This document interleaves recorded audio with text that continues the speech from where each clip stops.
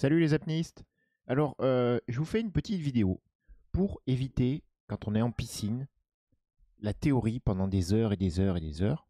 Et je vais essayer d'aborder avec vous à chaque fois des sujets différents.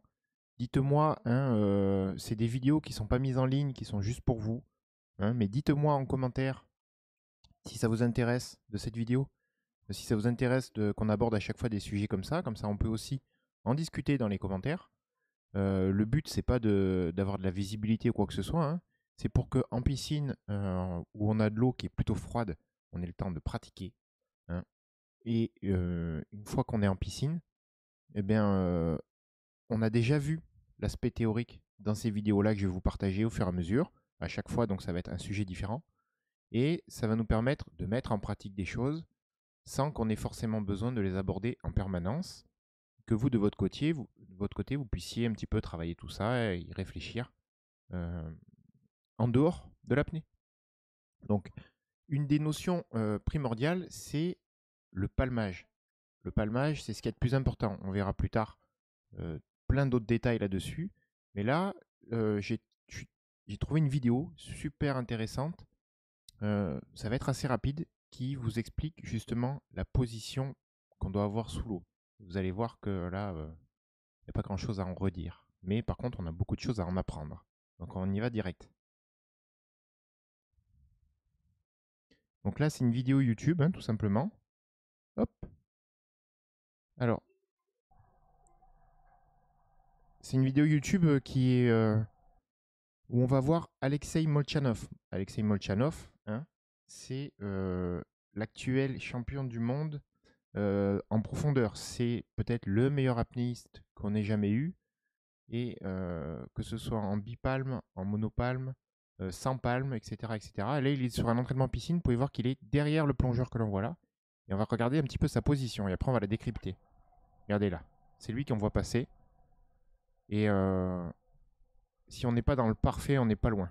Alors, si on prend le temps de regarder, qu'est-ce qui est intéressant dans sa position? Hop, j'ai une petite extension là, pour permettre de dessiner. Si on prend le temps, hop, de regarder un petit peu ce qui est super intéressant dans sa position, c'est déjà, vous pouvez le voir, si on regarde par rapport aux lignes du fond, il est hyper droit, donc il y a très peu de résistance à l'eau. Les bras et les épaules sont vraiment en extension maximum. On voit que son regard est tourné vers le fond de la piscine, donc il a son cou également qui est bien dans l'alignement. Et ça, c'est super intéressant pour le fait justement d'avoir un bon avancement et aussi pour éviter d'étirer tout ce qui est muscle et tout ce qui est dans le cou, qui va permettre aussi une bonne irrigation du cerveau. Ensuite, on voit que ses jambes, ses pieds sont pointés vers l'extérieur et ses jambes sont toujours droites. C'est-à-dire qu'il ne palme pas avec le genou qui va plier et faire un angle droit. Il va palmer à partir de la hanche. Et ça, c'est super important aussi pour garder justement cette position linéaire. C'est vraiment hyper important tout ça.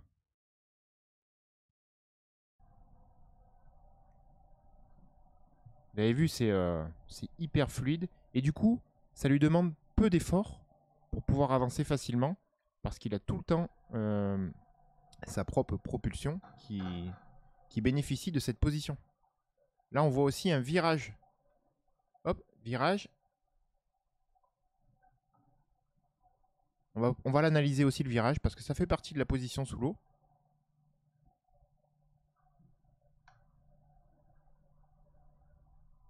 Voilà. Le but, c'est à chaque moment d'essayer d'optimiser votre position, votre palmage, tout, pour essayer d'économiser l'énergie que vous avez, hein. Et là, on va voir au niveau du virage, il a un bras. Hop, je vais dessiner en même temps, comme on a fait il y a 2 secondes. Il a déjà un bras qui pointe vers l'autre côté. Ce bras qui est ici, il va s'en servir pour faire un arc de cercle pour que son corps commence à faire une rotation. Et il va se servir du bras qui est devant pour après mettre un coup avec le bras pour pouvoir se décaler du mur et pas avoir besoin de pousser sur le mur qui demanderait beaucoup d'énergie. Donc il va se servir de tous ces mouvements-là pour que son corps fasse une rotation grâce au palmage qu'il avait fait précédemment et non pas en utilisant une nouvelle énergie. Et vous allez voir que derrière, il n'aura plus qu'à se remettre quasiment à palmer et remettre ses bras en avant.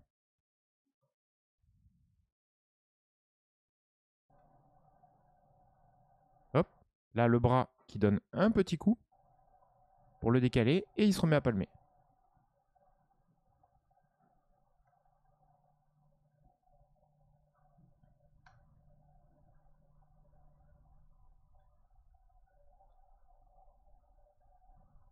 Alors, c'est vraiment intéressant de le regarder. Là, vraiment, on est sur une technique irréprochable. Je rappelle qu'il est capable de descendre à plus de 130 mètres en monopalme avec une apnée de plus de 4 minutes 30, je crois. C'est impressionnant. C'est impressionnant. Et on a tout à apprendre de Alexei Molchanov. Donc, la prochaine fois, je pense qu'on regardera un petit peu des exercices de respiration. Dites-moi ce que vous en pensez. Dites-moi surtout si vous avez des questions sur tout ça.